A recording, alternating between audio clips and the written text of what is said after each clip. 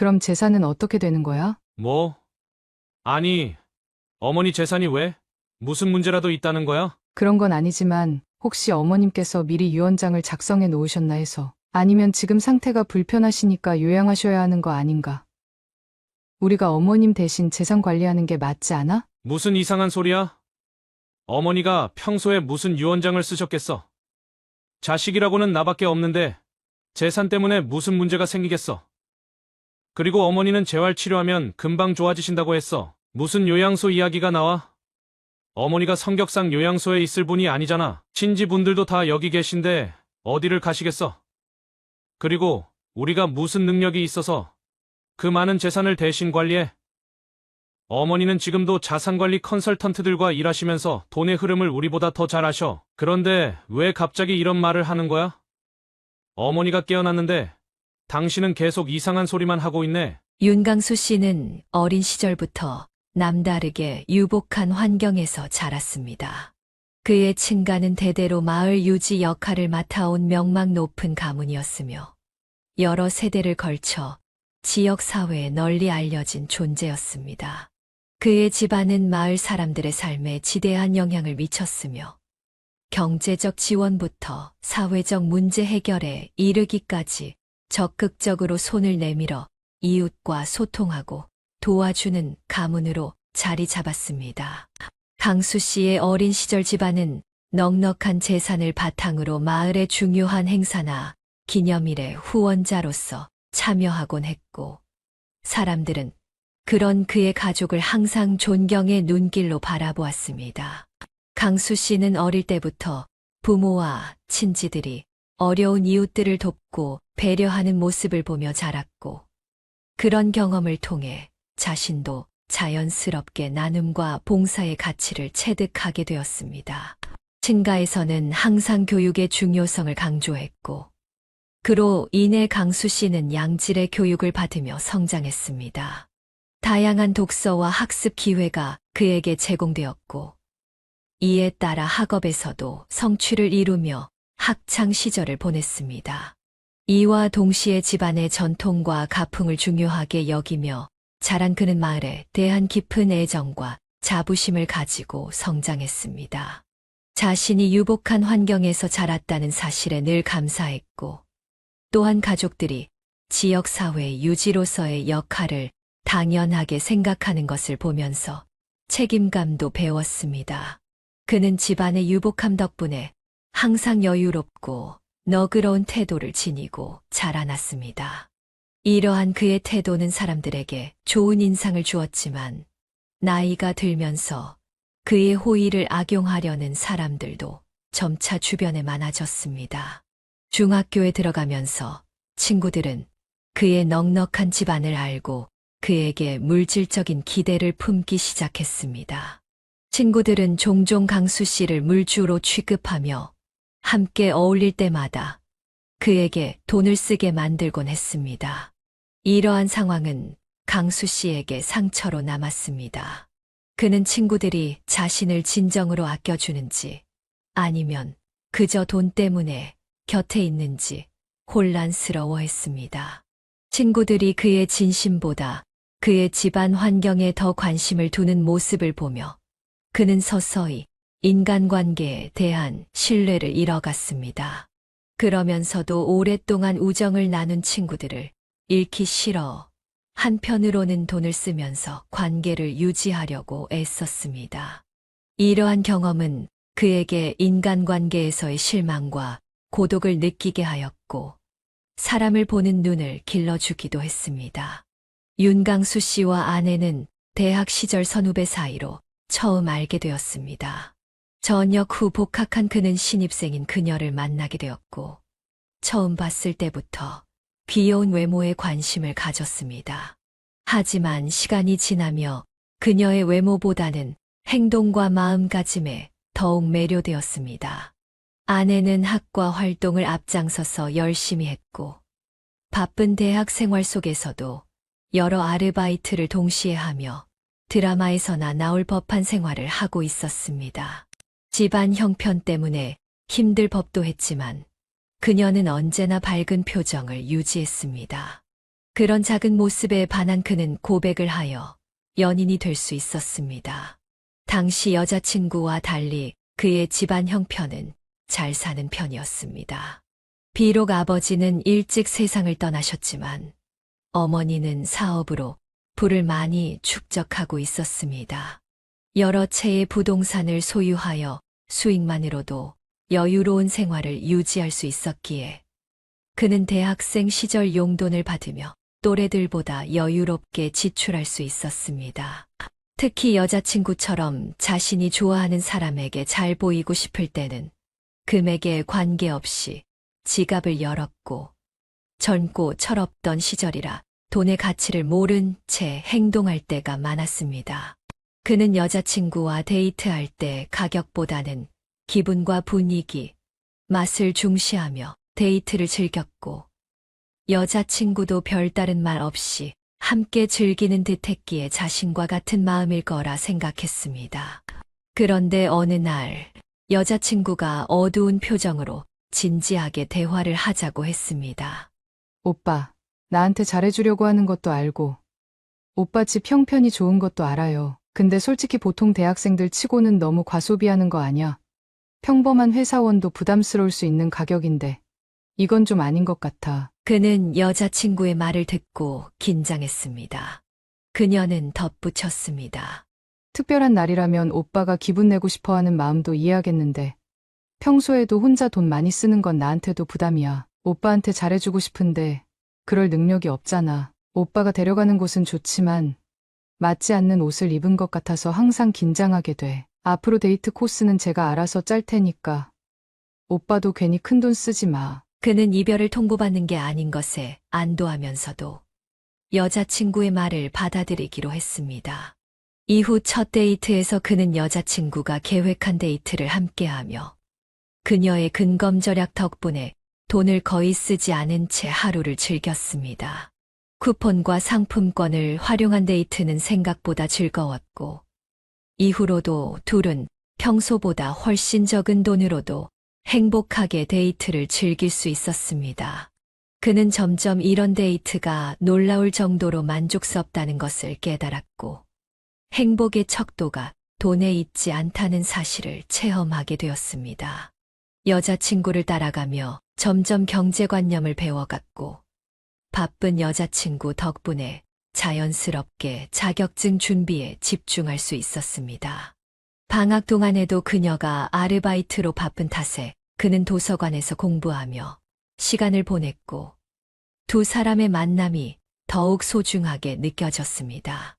그는 또래 친구들과는 다른 경제관념을 가진 여자친구에게 더욱 끌리기 시작했고, 이때부터 결혼에 대해 진지하게 생각하게 되었습니다. 두 사람은 대학 졸업 후 취업을 하며 결혼을 목표로 함께 돈을 모으기 시작했습니다. 서로의 경제적 상황을 이해하고 결혼 준비를 둘만의 힘으로 해나가겠다는 계획을 세웠습니다. 그의 장인어른과 장모님은 결혼식 준비에 도움을 줄 수 없는 상황을 미안해하셨지만 그는 오히려 그들 앞에서 더 잘해드리고 싶다는 마음이 들었습니다. 비록 자식을 낳아본 적은 없었지만 자식이 결혼하는데 도움을 주지 못하는 부모의 마음을 윤강수 씨는 10분 이해하고 있었습니다. 그는 그 모습을 보고 오히려 더 적극적으로 괜찮다는 말을 전했고, 결혼식을 올리기 전부터 장인과 장모님께 도울 일이 있는지 챙겨드리며 지내게 됐습니다. 그의 어머니도 다행히 아내와 그의 뜻을 존중해 주었고, 아주 약간의 도움을 제외하곤 두 사람이 스스로 결혼식을 준비할 수 있게 해주었습니다. 그 작은 도움은 장인과 장모님께 드리는 선물로 일종의 예물 같은 것이었습니다. 그의 어머니는 이렇게 훌륭한 여식을 보내주셔서 감사하다는 마음을 담아 예물을 준비했습니다. 그 외에는 오로지 그와 아내의 발품과 능력으로 결혼을 진행하게 됐습니다. 그렇게 결혼 준비를 하던 중 또 한 번 아내의 경제관념을 깨닫는 일이 있었습니다. 집을 구할 때 대기업을 다니는 그보다 중소기업에 근무하던 아내가 모은 돈이 더 많았던 것입니다. 이 사실에 그는 자신의 소비를 되돌아보며 반성하게 됐습니다. 똑 부러진 경제관념을 가진 아내를 그의 어머니가 좋아하지 않을 수가 없었습니다. 어머니는 항상 아내를 칭찬하곤 했는데 이는 아내가 큰 돈을 들이지 않고도 자신의 노력과 시간을 들여 정성스런 선물을 준비해 주기 때문이었습니다. 그 선물들은 기성품과 차이가 없었고 오히려 더 특별했습니다. 그런 며느리가 예뻐 보였던 그의 어머니는 아내를 데리고 다니며 선물을 사주곤 했습니다. 특히 명품을 사주려 했지만 아내에게는 그 명품 가방들이 그저 로고 하나 더 달린 가죽 가방일 뿐이었습니다. 그래서 그 비싼 가방을 아무데나 사용했고 받은 지 얼마 되지 않아 스크래치와 자국들이 남아 있었습니다. 그런 아내의 모습을 볼 때마다 그는 웃음이 나왔고 참 아내답다고 생각했습니다. 아내의 알뜰함 덕분에 그들이 집을 구매하고 나서 잔고가 거의 남아있지 않던 통장은 금세 다시 채워졌습니다. 물론 무조건 돈을 아끼기만 한 것은 아니었습니다. 아내의 처가댁 형편이 좋지 않았기에 그쪽에 도움을 주는 일이 많았습니다. 생활비가 부족하거나 병원비가 필요할 때 그는 기꺼이 도움을 드렸습니다. 또 그는 처형과 처남에게도 좋은 매제와 매형이 되고자 자주 선물을 하곤 했습니다. 보답이나 보상을 바란 것은 아니었지만 진심으로 고맙다는 말을 들을 때면 값비싼 선물보다 훨씬 값지고 큰 위안을 느꼈습니다. 그렇게 양가 가족과 어울리며 행복하고 순조로운 결혼 생활을 유지하던 어느 날 그의 어머니가 갑자기 쓰러지는 일이 생겼습니다. 다행히 외출 중에 쓰러져 병원으로 빨리 이송될 수 있었지만 신속한 조치에도 불구하고 그의 어머니는 의식을 잃고 말았습니다. 병상에 누워 계시는 날들이 길어지면서 어머니를 돌봐줄 사람이 필요하게 되었고 아내가 먼저 나서서 간병을 하겠다고 했습니다. 그러나 아내는 직장인으로서 간병을 병행하는 것이 어려울 것이라 생각한 그는 돈을 좀 더 쓰더라도 괜찮은 간병인을 고용하기로 했습니다. 지인들의 도움을 받아 간병인을 알아보았고 어머니를 잘 돌봐줄 전문가를 고용하게 되었습니다. 그러나 그는 의식을 되찾지 못한 어머니를 보며 애가 탔습니다. 어머니의 병상 생활에 온 신경을 쏟고 있는 동안 그의 아내는 점차 변해가고 있었습니다. 아내만큼은 여전히 제자리를 지키며 별다른 문제 없이 생활하고 있다고 믿었던 그는 그 변화에 대해 전혀 눈치채지 못했습니다. 그러던 어느 날 우연히 계속 울리고 있는 아내의 휴대폰을 보게 되면서 아내의 변화를 느끼게 되었습니다. 아내가 친구들과 주고받던 메시지 내용을 보니 평소와 달리 명품 브랜드 이야기가 오가고 있었습니다. 처음엔 아내의 친구들이 나누는 대화일 거라고 생각했지만 아내의 의견을 묻는 메시지가 포함되어 있었습니다. 그는 호기심에 대화를 더 읽게 되었습니다.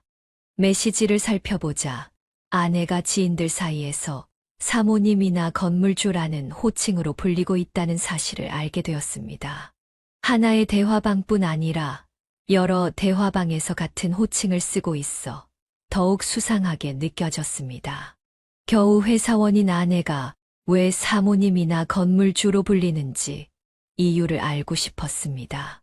그러다 윤강수 씨는 아내가 회사 직원들과 대화 중인 대화방에서 그 내용을 알게 되었습니다.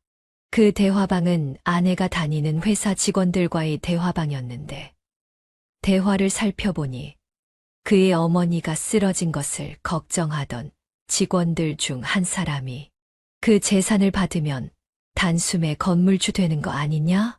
라고 말하는 내용이 있었습니다. 그날 이후부터 주변 사람들은 아내를 사모님과 건물주라는 호칭으로 부르기 시작했습니다. 문제는 그 헛바람이 아내에게까지 영향을 미친 듯 아내 또한 스스로를 그 호칭들로 부르고 있다는 것이었습니다. 그는 그럴 수도 있겠지. 라고 생각했습니다. 자신도 대학생 시절 건물주 자식이라 돈 걱정은 없겠다는 말을 자주 들었기 때문이었습니다. 문제는 그 말에 도취된 아내가 보이는 행동들이었습니다. 주변 사람들에게 불리는 호칭에 맞추려는 것인지 아내의 대화방은 온통 명품 이야기로 가득했습니다. 대화 내용에서는 이미 아내가 구매한 명품들이 꽤 많다는 뉘앙스가 느껴졌습니다. 아내의 휴대폰 문자함에는 큰돈이 결제된 카드 내역과 해외 구매 내역이 쌓여 있었습니다. 그는 아내가 눈치채지 못하게 집안을 뒤져보았습니다. 그러자 옷장 안에는 언제 사놓았는지 모를 명품 가방과 액세서리가 잔뜩 쌓여 있었습니다. 옷장 역시 여자 옷이었고 브랜드 로고가 드러나지 않아서 몰랐을 뿐 안을 열어보니 전부 명품 옷으로 가득 차 있었습니다. 좀 더 확인하고 싶었던 그는 다음날 출근하는 아내의 통장을 몰래 챙기고 점심시간에 은행에 들러 통장 내역을 확인했습니다. 그런데 그 많던 잔고가 0원으로 찍혀 있었고 최근에는 월급이 들어오자마자 카드값으로 바로 빠져나가고 있었습니다. 그는 더 이상 단순한 일탈로 넘길 수 없다는 생각이 들었습니다.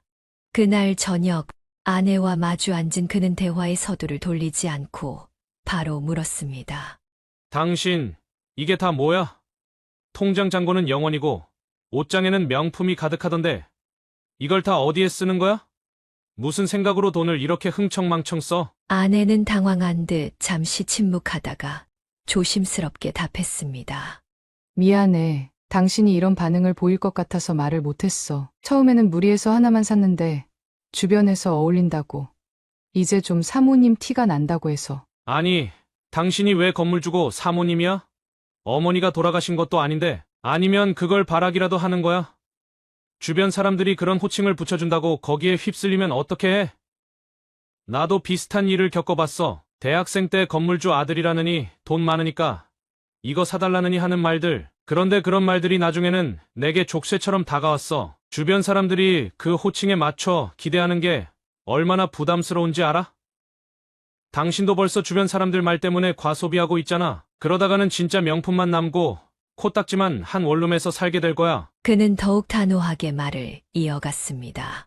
지금 우리 현실에 맞게 생활해야 해. 나도 알아. 어머니께서 언젠가 돌아가시면 유산이 우리에게 오겠지. 하지만 아직 그건 먼 미래야. 그리고 그때가 되더라도 그 재산은 우리 것처럼 쉽게 쓰면 안 돼. 살아가면서 언제 어떤 일이 일어날지 몰라. 엄마도 누워 계신 지금을 상상하셨을까?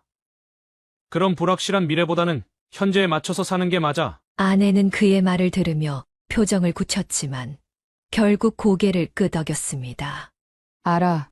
그런데 처음으로 사람들에게 그런 시선과 대접을 받으니까 조절이 잘 안 된 것 같아. 그리고 나중에 우리 건물주 되는 건 맞잖아. 어머님께서 언젠가 돌아가실 텐데 그때 그 재산 다 우리 거 아닌가. 그렇게 되면 지금 내가 버는 돈 좀 써도 되는 거 아닌가? 그는 더욱 강하게 맞섰습니다. 그런 재산은 먼 미래 얘기야. 지금 당장 우리 손에 있는 돈도 아니고 그때가 와도 허투루 써서는 안 돼. 그리고 솔직히 지금 당신 같은 사람과 평생을 살 자신이 없어. 현실에 맞게 살아가자. 그게 우리에게 맞는 삶이야. 아내는 그의 말을 이해하는 듯이 고개를 끄덕이며 다시는 과소비를 하지 않겠다고 약속했습니다. 혹시나 싶었던 그는 이외에 자신이 알아야 할 일이나 숨기는 게 더 있는지 아내에게 물어봤습니다. 아내는 더 이상은 없다고 대답했으며 그는 그 대답을 마지막으로 이번 일은 문제 삼지 않기로 했습니다. 아내와 충분히 대화를 나눴고 그에 대한 대답도 받았지만 처음 본 아내의 모습에 놀란 그의 마음은 쉽게 가라앉지 않았습니다. 집으로 돌아오는 아내의 손에 종이 가방이 들려 있을 때마다 내색하지는 않았지만 속으로는 놀랐습니다. 간간히 아내 몰래 집을 뒤져보며 그날 이후 늘어난 물건이 있는지 확인하기도 했습니다. 다행히 아내는 그날 이후 과도한 소비를 하지 않는 듯 보였습니다. 물론 그가 기억하는 아내와 비교해 볼 때 여전히 일반적인 사람들과 비슷한 소비를 하고 있었습니다. 그래서 그는 더 이상 소비에 대한 잔소리는 하지 않았습니다. 오히려 그는 특별한 날이면 명품까지는 아니지만 괜찮은 브랜드의 선물을 해주곤 했습니다. 혹시나 명품에 대한 갈망으로 금단 증상이 생기지 않도록 그 나름대로 아내를 배려하는 행동이었습니다. 그렇게 부부 사이에 작은 소란이 잦아들고 그들은 평범한 날들을 보내고 있었습니다. 모든 것이 제자리에 맞춰 돌아오는 듯 보였지만 그의 어머니만은 여전히 의식을 회복하지 못한 채 병원 침대에 누워 계셨습니다. 그는 어머니가 의지가 강한 분이니 언젠가 꼭 깨어나실 거라고 믿고 있었습니다. 그리고 그의 생각처럼 어머니는 마침내 의식을 회복하셨습니다. 그날도 평범하게 회사에서 일하던 그는 병원 간병인에게 연락을 받았습니다. 간병인은 어머니께서 의식을 회복하신 것 같아 의사와 간호사를 불렀습니다. 지금 병원으로 와주세요. 라고 전했습니다.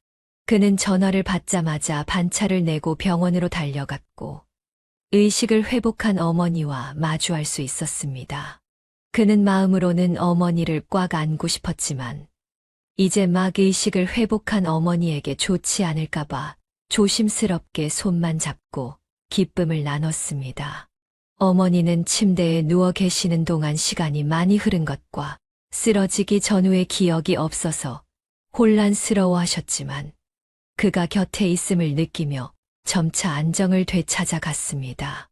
얼마 뒤 어머니는 몸 상태를 확인하기 위해 추가 검사를 받으러 가셨고 그는 혼자가 되자 아내 생각이 나 전화를 했습니다. 하지만 아내는 전화를 받지 않았습니다. 회사에 있는 아내가 연락을 받기 어려운 상황일 것이라 생각한 그는 문자를 남기지 않고 나중에 직접 알려주기로 했습니다. 어머니는 오랫동안 병상에 계셨기에 충분한 휴식이 필요하다고 생각한 그는 다음 날이나 그 다음 날 아내와 함께 어머니를 보러 오기로 마음먹었습니다. 어머니와 저녁 무렵까지 대화를 나누었고 피곤하시다는 어머니는 눈을 붙이셨습니다. 그는 집으로 돌아왔지만 아내는 아직 귀가하지 않았습니다. 퇴근을 했으면 집에 도착했을 시간인데 아까 전화도 받지 않았고 무슨 일이 있는 건 아닌지 걱정이 되었습니다. 막 전화를 걸려던 순간 현관 비밀번호가 눌리는 소리가 들렸고 아내가 들어왔습니다. 그는 기쁜 소식을 전하려고 현관으로 달려나갔습니다. 많이 늦었네. 회사에서 일이 많았어. 그가 물었습니다. 아내는 회사에서 생산 공장 시찰이 있어서 좀 바빴어. 그런데 무슨 일 있어? 왜 이렇게 기분이 좋아 보여? 라고 답했습니다. 그래서 전화 못 받았구나. 좋은 일이 있어서 그래. 우리 둘이 한시름 덜게 된 아주 기쁜 소식이 있어. 우리 엄마 깨어나셨어. 낮에 간병하시는 분께서 전화 주셨는데 엄마가 의식을 회복하셨대. 그는 기쁨에 차서 말을 이었습니다.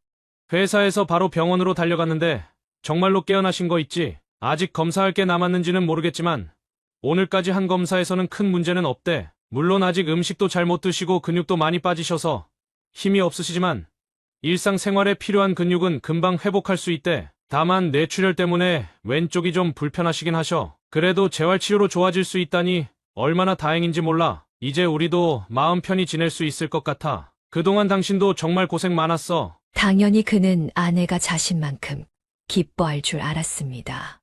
어머니가 병상에 누워 계실 때 아내는 자신보다 더 마음 아파하며 힘들어 했었기 때문입니다.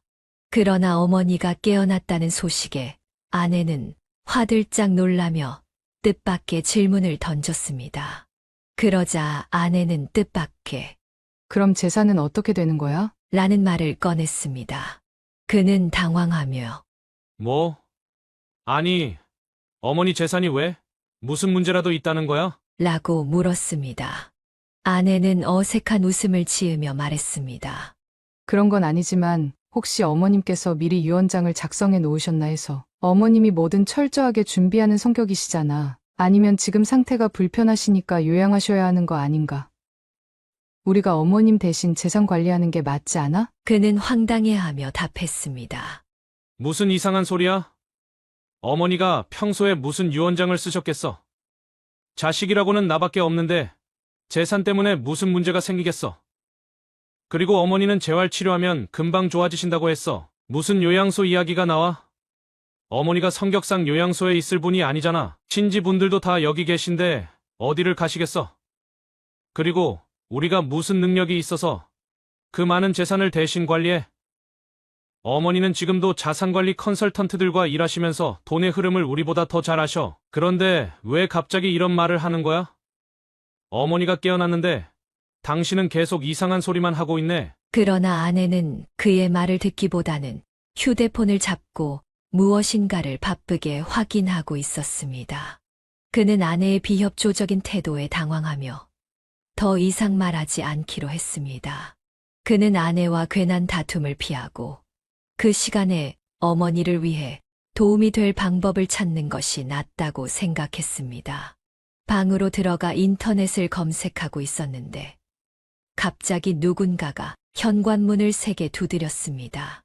무슨 일인가 싶어 급히 현관으로 나가보니 처가 식구들이 모두 현관 앞에 모여 있었습니다. 그는 당황스러웠습니다. 어머니가 깨어난 것은 기쁜 일이지만 이렇게까지 온 가족이 들이닥칠 일인가 싶었습니다. 장인과 장모, 처형, 처남까지 온 식구가 그의 집으로 들어왔고 신발도 벗지 않은 채 그에게 달려와 다리를 붙잡고 절박한 목소리로 애원하기 시작했습니다. 윤서방, 우리 좀 살려주게. 자네와 사돈께서 도와주시지 않으면 정말 죽어. 장인은 다급하게 말을 이었고 그 뜻을 이해하기 어려웠지만 이들이 어머니가 깨어난 것을 축하하러 온 것이 아님을 느낄 수 있었습니다. 그는 상황을 파악하려 애쓰며 말했습니다. 장인어른, 장모님 우선 진정하세요. 제가 아내에게 들은 이야기가 없어서 무슨 말씀을 하시는지 잘 모르겠어요. 무슨 도움을 드리는 일이라 해도 무릎 꿇으실 일은 아니죠. 일어나세요. 처형도 민재야. 너도 그리고 여보, 도대체 무슨 일이야? 온 식구가 다 출동한 이유가 뭐냐고. 그러자 아내는 어렵게 입을 열었습니다. 그게 어머니께서 깨어나실 줄 모르고 우리 집안 재산 좀 늘려보려다가. 그러자 장인어른이 급히 나서며 설명하기 시작했습니다.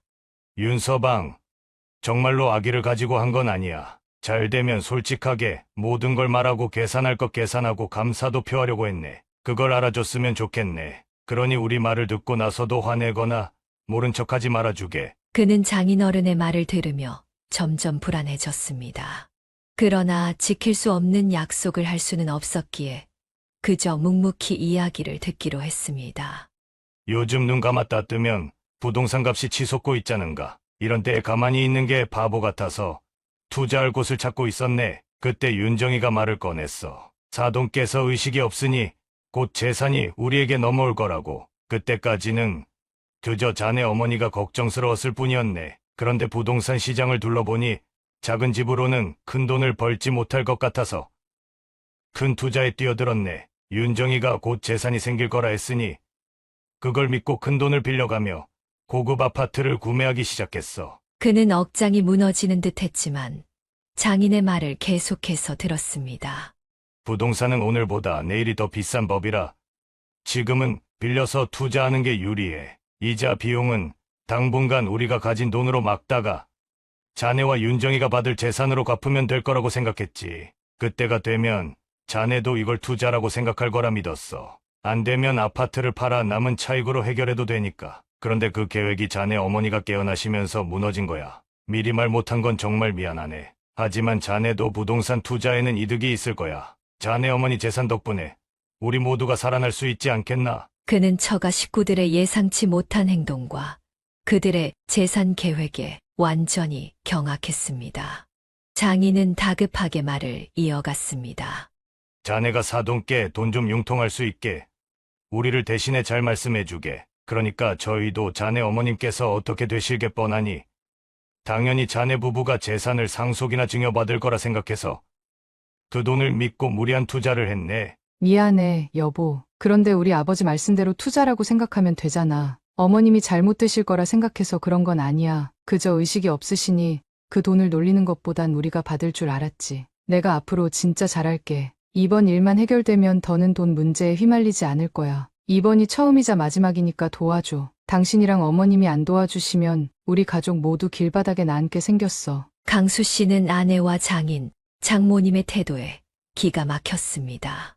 도대체 금액이 얼마나 되길래 상환 걱정보다 이자 걱정을 먼저 하는 건지 궁금해졌고, 그래서 그는 우선 그 투자의 실체를 파악하고자 계약서를 보여달라고 요청했습니다. 그러자 그들은 조심스럽게 계약서를 건넸습니다. 그는 확인을 하고 나서 경악했습니다. 그들이 투자한 아파트는 고가의 아파트였고 그 거래 금액은 상상을 초월했습니다.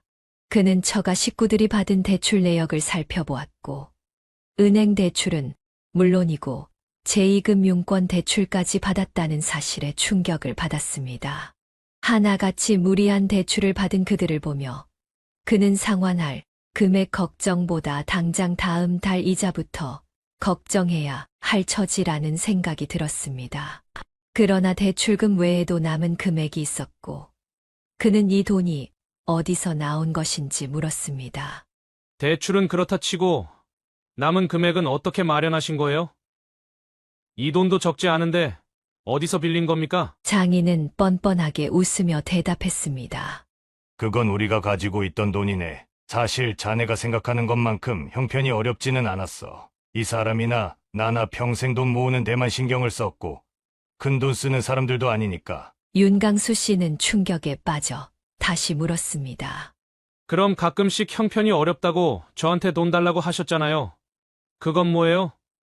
결혼할 때도 형편이 어렵다며 도움을 못 줄 것 같다 하셨잖아요. 장인은 당황하며 말했습니다. 미안하네. 평생 돈을 모으기만 하고 써본 적이 없어서. 그리고 자네 집안 형편이 좋다 보니 좀 더 도움을 받으려고 그랬지. 그래도 우리도 죽으면 그 돈이 윤정이에게 갈 거고 결국 자네에게로 돌아갈 거 아닌가. 자네가 준 도움 다 돌려받을 거야. 앞으로는 나도 자네와 사돈께 성의를 표하며 살겠네. 이해해주게. 윤강수 씨는 말이 나오지 않았습니다. 그는 처가 식구들이 감춰온 속내를 이제야 알게 된 듯 했습니다.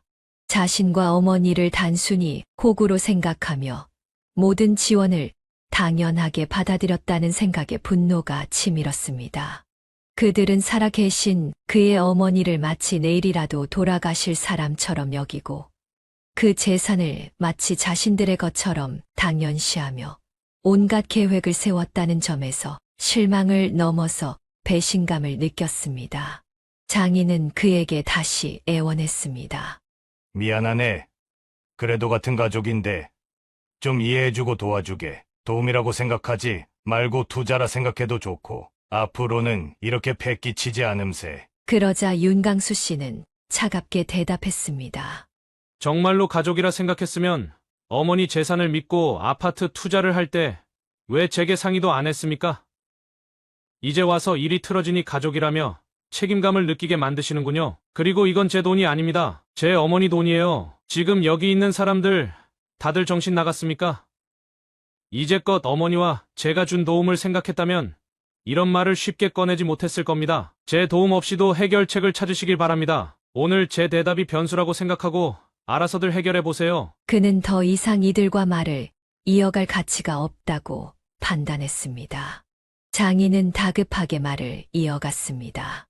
윤서방, 자네 기분 나쁜 거 이해하네. 화가 났겠지. 그런데 우리도 해결할 방법이 있었으면 이렇게 염치불구하고 찾아오지 않았을 걸세. 정말 자네와 사돈이 아니면 우리 죽네. 우리 가족 모두 이렇게 무릎 꿇고 빌고 있으니 제발 한 번만 이해해주고 용서해주게. 아내도 장인의 말을 거들며 애원했습니다.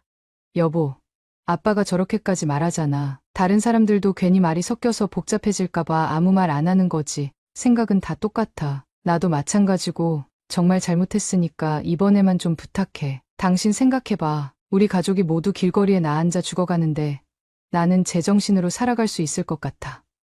사랑하는 아내가 미쳐가는데 당신은 옆에서 마음이 편할 것 같아.